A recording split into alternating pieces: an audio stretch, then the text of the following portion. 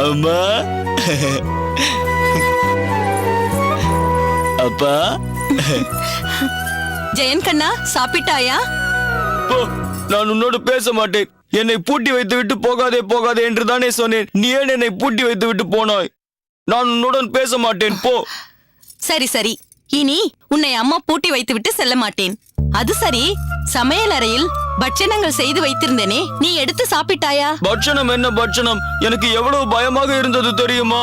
சரி ஜெயன், இப்பொழுதுதான் நாங்கள் வந்து விட்டோமே, இனிமேல் எதற்கு பயம்?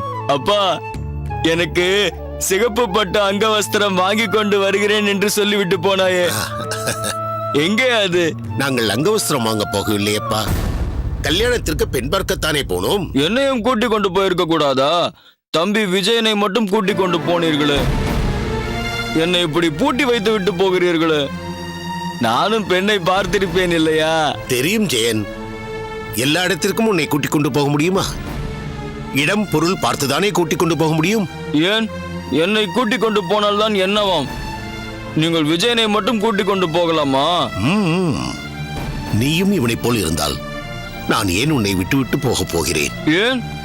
நானும் பார்ப்பதற்கு அவனை போலத்தானே இருக்கிறேன். உருவம் மட்டும் ஒன்றாய் இருந்தால் போதுமா? நடந்து கொள்ளும் விதமும் நன்றாக இருக்க வேண்டுமே.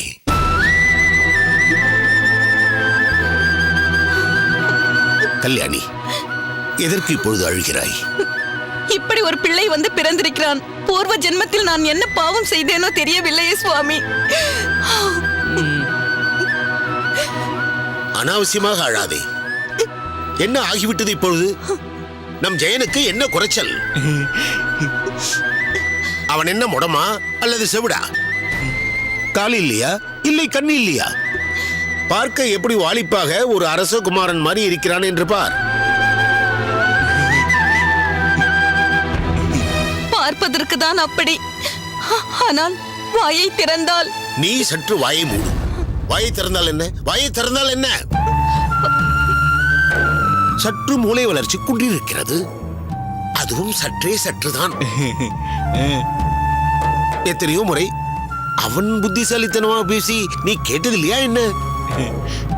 பேசும்போது வாய் குளறுகிறது, பேச்சு சற்று தடுமாறுகிறது, அவ்வளவுதானே. சற்று குழந்தைத்தனம் மாறாமல் இருக்கிறான். இதெல்லாம் ஒரு பெரிய குறையா? அப்பா, எனக்கு கல்யாணம் பண்ணி வை என்று நானும் தானே கேட்டுக்கொண்டே இருக்கிறேன்.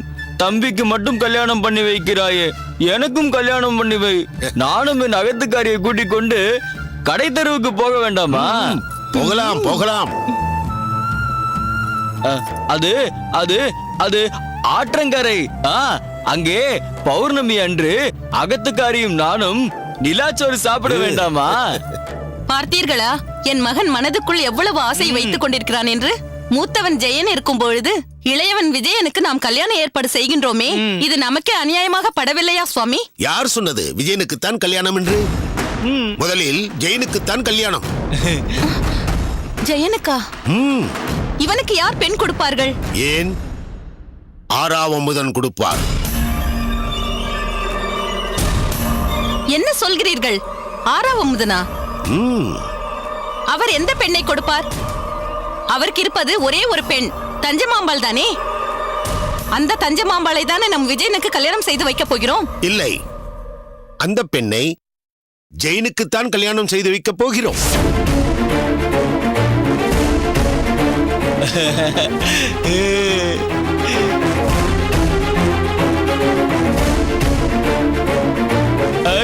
எனக்கு கல்யாணம், எனக்கு கல்யாணம். ஆமாம் கண்ணா, உனக்குத்தான் கல்யாணம். என்ன சொல்கிறீர்கள்? எனக்கு நீங்கள் சொல்வது ஒன்றும் விளங்கவில்லையே. ஜெயனுக்கு எப்படி அந்த பெண்ணை கல்யாணம் செய்து வைக்க முடியும்? நாம் விஜயனுக்கு தானே அந்த பெண்ணை பார்த்து வைத்து வந்திருக்கிறோம். நான் சொல்கிறேன் அம்மா, அப்பா என்னிடம் எல்லாவற்றையும் சொல்லித்தான் பெண் பார்க்க கூட்டிக் கொண்டு போனார். அந்த பெண்ணுக்கும் அவரது குடும்பத்தாருக்கும் அண்ணனை போல் நான் இருப்பதால் நான் மாப்பிள்ளை என்ற வெறும் காட்சி பொருள்தான். கல்யாணத்தன்று மனையில் உட்காரப் போவது அண்ணன் தான்.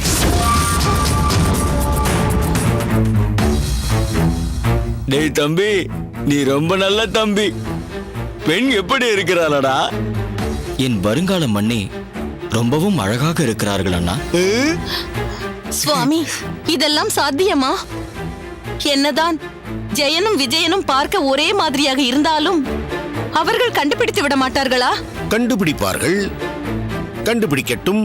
ஆனால் நிச்சயதார்த்தத்துக்கு பிறகு தாராளமாக கண்டுபிடிக்கட்டும்.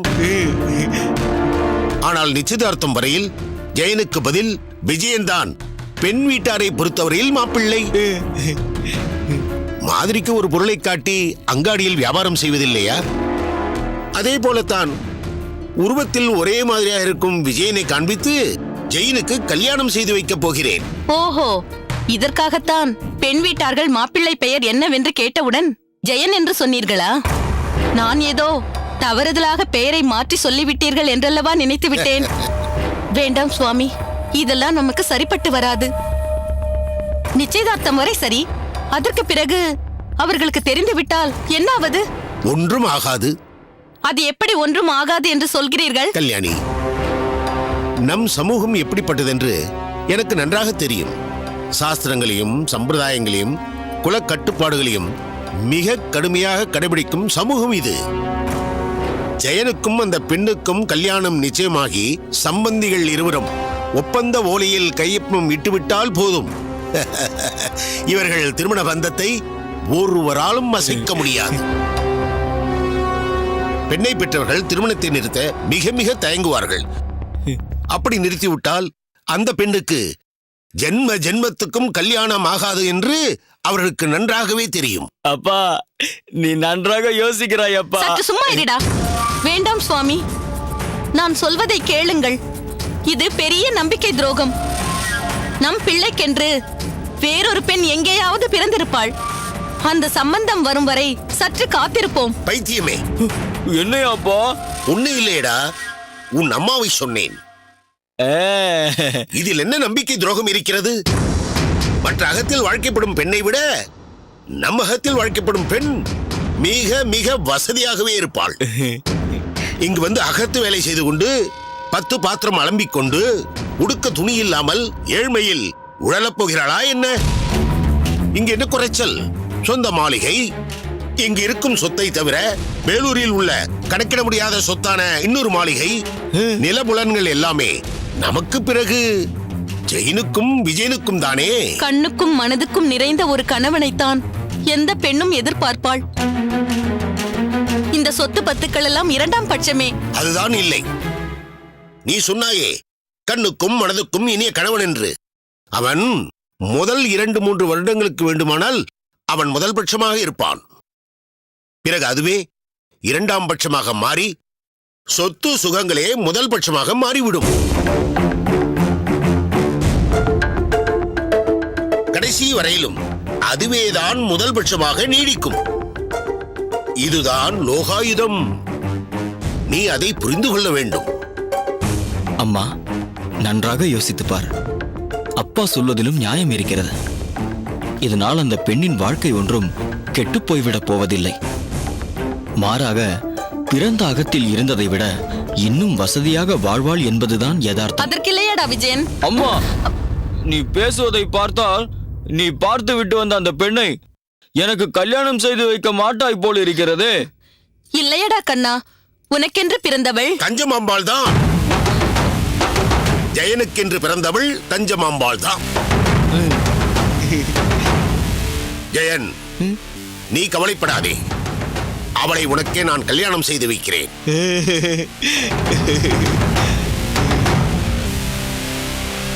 கல்யாணி, உன் மனதை மாற்றிக்கொள். நீயே உன் பிள்ளையின் வாழ்க்கையை கெடுத்து விடாதே. அவ்வளவுதான் என்னால் சொல்ல முடியும். வாடா. எனக்கு கல்யாணம், எனக்கு கல்யாணம், கல்யாணம், கல்யாணம், எனக்கு கல்யாணம், கல்யாணம், கல்யாணம், எனக்கு கல்யாணம்.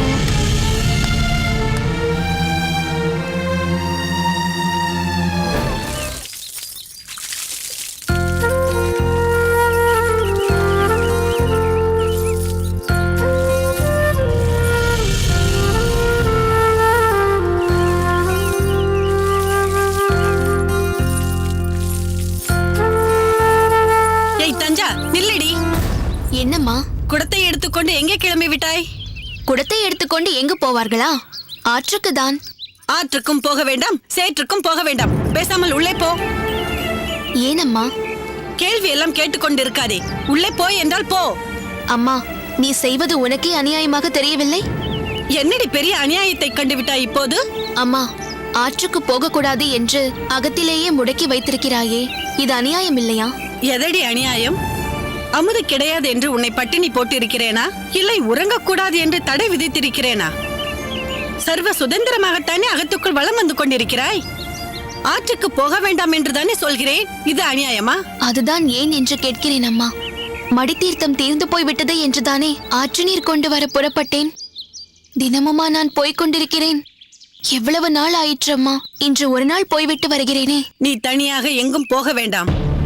நானோ உன் அப்பாவோ கூட இருந்தால்தான் நீ வெளியே போகலாம். இவ்வளவு நாள் அப்படித்தான் போய்க் கொண்டிருந்தேனா? இப்போது மட்டும் திடீரென்று என்ன வந்துவிட்டது? ஒன்றுமே தெரியாத மாதிரி கேட்கிறாயே. உன்னை வந்து பெண் பார்த்து விட்டு போயாயிற்று. நிச்சயதார்த்தம் எப்போது என்பதுதான் கேள்வி. இருக்கட்டுமே, அதற்காக அகத்திற்குள்ளேயே பூட்டி வைக்க வேண்டுமா என்ன? இன்று ஆற்றுக்கு போகிறேன் என்பாய், நாளை இன்னொரு இடத்துக்கு போகிறேன் என்பாய். நீ ஆற்றுக்குத்தான் போகிறாய் என்பதை நாங்கள் எங்க கண்டோம்? எங்கேயாவது போய் உன் தோழிகளுடன் ஊர் சுற்றுவாய். பிறகு ஏதாவது பிரச்சனை வரும். அது மாப்பிள்ளை வீட்டாரின் காதிற்கு எட்டும். அப்புறம் கல்யாணமே நின்று போகும். அப்படி நின்றால்தான் தேவலையே. ஏய், என்னடி உளறுகிறாய்? அபசகுனமாக பேசுகிறாயே. வாயை வைத்துக்கொண்டு சும்மா இரு. ஆமாம், நான் இப்படி பேசினால் மட்டும் கல்யாணம் நின்று போகிறதாக்கும். நிற்குமோ நிற்காதோ, ஆனால் நீ பேசுவது சரியில்லை. எவ்வளவு பெரிய சம்பந்தம். மாப்பிள்ளைக்குத்தான் என்ன குறைச்சல்? கண்ணுக்கு லட்சணமாக ராஜகுமாரன் மாதிரி இருக்கிறார். சொத்தான சொத்து இருக்கிறதாம். வசதியான இடம் வேறு. இந்த சம்பந்தம் நமக்கு கிடைத்திருப்பது பெரிய அதிர்ஷ்டம். கௌசல்யா, வரதராச்சாரியை பார்த்து பேசிவிட்டு வந்துவிட்டேன். கல்யாணத்தின் போது மாப்பிள்ளை வீட்டார் ஒரு வாரம் கூட இங்கேயே தங்கிக் கொள்ளட்டும், எனக்கு ஒன்றும் பிரச்சனையே இல்லை, பெரிதாக 2 அறைகளை ஒதுக்கி கொடுக்கிறேன் என்று சொல்லிவிட்டார். அப்பாடா, ஒரு பிரச்சனை விட்டது. ஒருவேளை அவர் இல்லை என்று சொல்லிவிட்டால் மாப்பிள்ளை வீட்டாரை எங்கு தங்க வைப்பது என்று பெரிய தலைவலியாக இருந்திருக்கும். என்ன இவள் குடத்தை வைத்துக் கொண்டு நிற்கிறாள்? இவளை ஆற்றுக்கு அனுப்புகிறாயா என்ன? சரிதான், நான் ஏன் அனுப்ப போகிறேன்? மடித்தீர்த்தம் தீர்ந்து விட்டது, ஆற்று தண்ணீரை கொண்டு வருகிறேன் என்று இவள் தான் அப்போதிலிருந்து ஒற்றை காலில் நின்று கொண்டிருக்கிறாள். நான் போகக்கூடாது என்று சொல்லிக் கொண்டிருக்கிறேன். தஞ்சா, அம்மா போகக்கூடாது என்று சொல்லிவிட்டாள் அல்லவா? பிறகு ஏன் இங்கே நின்று கொண்டிருக்கிறாய்? நீ எங்கேயும் வெளியே போக வேண்டாம், உள்ளே போ. என்ன பார்க்கிறாய்? பெண் ஆற்றுக்கு போகக்கூடாது என்று உங்கள் மாப்பிள்ளை வீட்டார்கள் நிபந்தனை விதித்திருக்கிறார்களா? ஏய், என்னடி திமிராக பேசுகிறாய்? இரு கௌசல்யா, நான் பேசிக்கொள்கிறேன். என்ன கேட்டாய்? மாப்பிள்ளை வீட்டார் நிபந்தனை விதித்திருக்கிறார்களா என்றுதானே கேட்டாய்? ஆமாம், அது மட்டும் இல்லை, இன்னும் நிறைய நிபந்தனைகளையும் விதித்திருக்கிறார்கள். நீ அதன்படிதான் நடக்க வேண்டும் என்று சொன்னால் என்ன செய்வதாக உத்தேசம்? நான் என்ன செய்ய முடியும்? எதையும் செய்ய முடியாமல் தான் என்னை கட்டி போட்டு விட்டீர்களே. ஆமாம், கட்டித்தான் போட்டிருக்கிறோம். யாருக்காக? உனக்காக. என்னை கொண்டு போய் ஒரு கண்காணாத இடத்தில் தள்ளிவிட வேண்டும் என்று ஏன் இப்படி தவியாய் தவிக்கிறீர்களோ? இந்த கல்யாணம் எனக்கு வேண்டாம். தஞ்சா, தஞ்சா, நீ மிகவும் அதிகமாக பேசிக் கொண்டிருக்கிறாய். நானும் உனக்கு பொறுமையாக சொல்லி விளங்க வைக்க வேண்டும் என்று பார்த்துக் கொண்டிருக்கிறேன். உன் பேச்சு எல்லை மீறி போய்க் கொண்டிருக்கிறது. உன்னை கண்காணாத இடத்தில் தள்ளி விடுவோம் என்று எதை வைத்து நீ சொல்கிறாய்? தூர தேசங்களில் பெண்கள் வாழ்க்கைப்படுவதே இல்லையா என்ன? அவர்களும் குழந்தை குட்டி குடும்பம் என்று நன்றாகத்தானே வாழ்ந்து கொண்டிருக்கிறார்கள். இதோ பார் தஞ்சா, முன்பே நான் சொல்லியிருக்கிறேன், இது வாழ்க்கை, விளையாட்டில்லை. உன் எதிர்காலத்தை பற்றி எங்களை விட வேறு யாரும் அக்கறை காட்ட முடியாது. அந்த அக்கறையில் தான் நான் சொல்கிறேன். நீ வசதியாக வாழ வேண்டும் என்பது மட்டும்தான் எங்களது குறிக்கோள். எந்த விதத்திலும் இந்த சம்பந்தம் கை நழுவி போய்விடக் கூடாது என்ற எண்ணத்தில் தான் நாங்கள் ஒவ்வொன்றையும் சொல்கிறோம். நிச்சயதார்த்தம் வைத்துக் கொள்ளலாம் என்று இன்றோ நாளையோ மாப்பிள்ளை வீட்டாரிடமிருந்து தகவல் வந்துவிடும்.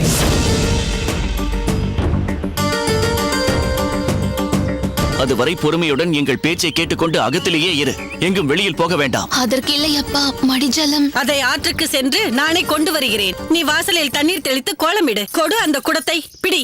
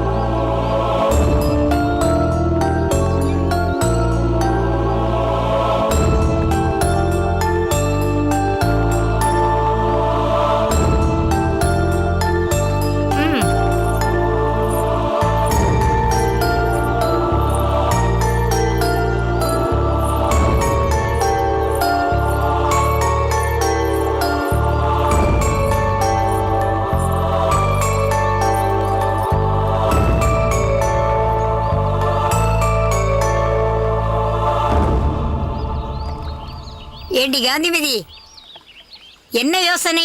துணிகளை எல்லாம் ஈரத்தோடு அப்படியே வைத்திருக்கிறாயே, உலர்த்தாமல் வைத்திருக்க கூடாதடி?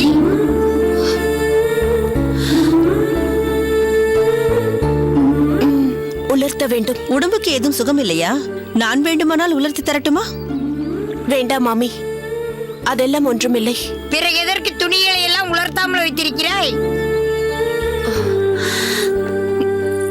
தஞ்சமாம்பாள் வருவாளா என்றுதான் காத்துக் கொண்டிருக்கிறேன். நல்ல பெண்ணடி நீ. இந்த துணிகளை உலர்த்துவதற்காக தஞ்சம்மாம்பாள் அவள் அகத்தில் இருந்து வர வேண்டுமாக்கும். பாட்டி, தஞ்சமாம்பாள் அதற்காகவா வருகிறாள்? காந்திமதி மாமியிடம் ஒரு பாட்டம் பேசிவிட்டு போகலாம் என்றுதானே வருகிறாள். சரி, அதெல்லாம் அப்போது. இப்போது அவள் புதுமாப்பிள்ளை கனவில் மிதந்து கொண்டிருப்பாளே தவிர அதை விட்டு இங்கு வந்து இவளுக்கு துணியை உலர்த்த வருவாளா என்ன? பாட்டி,